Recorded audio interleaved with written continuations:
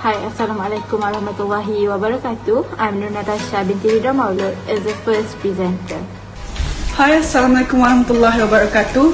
My name is Iman Najwa Shazuna binti Bakri and I am the second presenter. Assalamualaikum warahmatullahi wabarakatuh. My name is Siti Nuraisha binti Zawawi and I'm as a third presenter. Assalamualaikum, I am Safira Hasmin and I will be the last presenter for this topic. So for the introduction, Malaysia is a parliamentary democracy with a constitutional monarchy. The country is divided into three levels of government, which are federal, state and local, with regular elections held at the federal and state levels. Local government elections, on the other hand, have not been held since 1965 when they were suspended. The Local Government Act 1976 Act 171 governs local government on the main peninsula, while the Local Authorities Ordinance 1996 and the Local Government Ordinance 1961 oversee local government in Sabah and Sarawak respectively. While local governments are under the jurisdiction of their respective state governments, the Ministry of Housing and Local Government (MHLG) is responsible for formulating, enforcing and monitoring all local government laws, while local governments in the federal territories are under the Ministry of Federal Territories and Urban Well-being. City councils, municipal councils and district councils are the three types of local government in our country, Malaysia.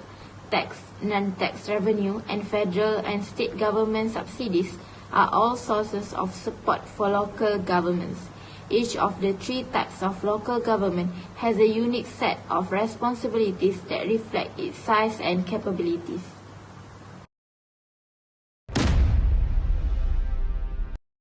Background of local governments. Malaysia's local government system was a legacy of British colonialism, with many of its laws inherited from and styled after English law. However, as time has passed, various local distinctive social and cultural traits have influenced the operation of Malaysian local government.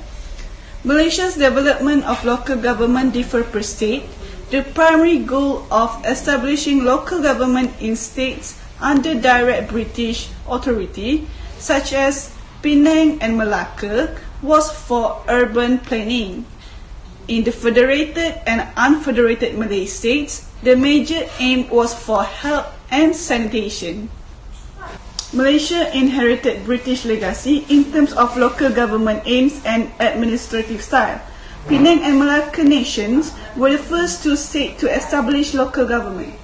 On pre-19th century town planning services in the Malay states, in 1801, a committee of assessors was formed in Penang to provide first town planning services. It was made up of volunteers who provided town planning service based on the needs of the local community. By the 1958, there were in present 390 local councils in Peninsular Malaysia alone.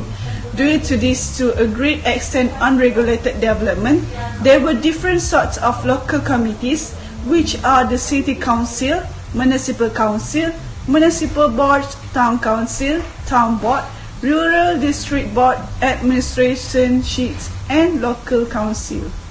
Act 171 implemented the rebuilding of local government as stipulated in Act 124 by permitting, as it were, three classification of local authorities, which are City Hall for cities, Municipal Council for large town, and District Council for smaller urban center. With Act 171, local government capacities presently incorporate both the mandatory provision of services and the discretionary community-based development to avoid ultra bias. The comparison and contrast between all kinds of local government is that precise criteria pertaining to population size and financial turnover, which are provided for defining the kind of local authority that are appropriate in each location. However, exception may be considered if a certain local authority has the capacity and capability to produce more money and meet the necessary demand for the next level of council in the future. The first compare and contrast is from the population size. For the city council, it is a must to have a population of at least 500,000 people. For the municipal council, is at least 115,000 people. And while for a district council, who has a small scope than municipal council and city council, the population of district council is less than 115,000 people. In other words, when the higher number of the population, it means that there are also differences in the amount of revenue for each council. The city council annual revenue is at least 100 million to serve as should to be a state administrative center, have a continuous income from the financial resources such as physically sustainable of at least 100 million per year and be able to afford consistent spending. However, municipal council have to generate at least 20 million income each year, and district council total yearly revenue is less than 20 million. As we can see, there is a lot of differences in financial aspect for these three councils. Lastly, all the comparisons show that the three forms of local government or local authorities have different tasks that reflect their size, area, and capabilities. All the types must offer basic infrastructure and public utilities. However, city council and municipal council also offer urban planning, public health, and waste management. City council is capable of planning high-level service such as a complete educational institution center, which is a university, college, museum, and they also need to have a comprehensive infrastructure, such as appropriate public utilities. The criteria for the municipal council is to have adequate infrastructure and a well-functioning transportation system. They also need to have a long-term visions for urban planning. While district council only focus on the rural area and there are differences in their function and powers rather than city council and municipal council. Overall, people in district council demands are concentrated on basic infrastructure, facilities, and public utilities. However, all types of these local activities have similarity in their function. City council, municipal council, and district council has the same function in the sector of environmental, public, social, and developmental. Each sector have their own terms and conditions to achieve their targets. There are 155 units of local authorities in Malaysia, which is 15 units city council, 38 units of municipal council, and 94 units of district council. The example of city council is Dewan Bandaraya Kuala Lumpur, Majlis Bandaraya Ipoh. And for the municipal council is Majlis Pembandaran Kota Baru Bandaraya Islam and Majlis Pembandaran Manjung. And for the district council is Majlis Daerah Pasir Putih and Majlis Daerah Raub.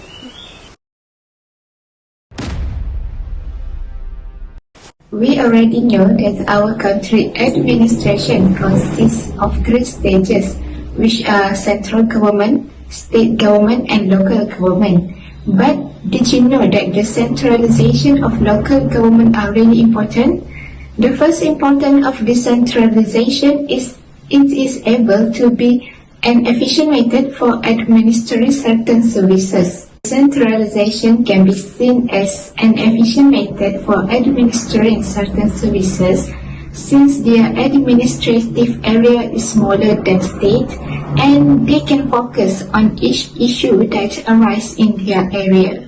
In this point, we can say that the city council, municipal council, and district council able to provide a good service delivery to their people in many terms, such as in terms of health, duty of time, cleaning, and providing facility to their people.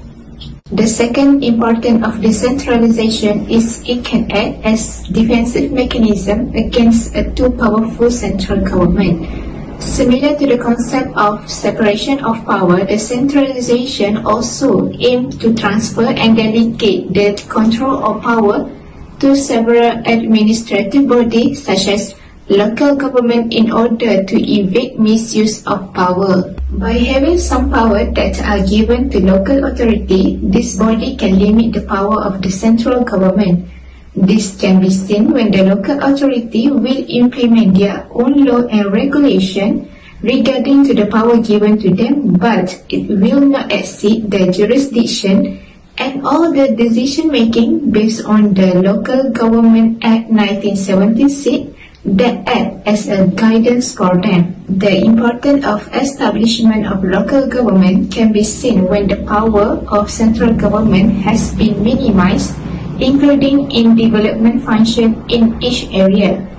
In development function, local government are given most of the power to plan their town and country, and they only can get indirect supervision from central government.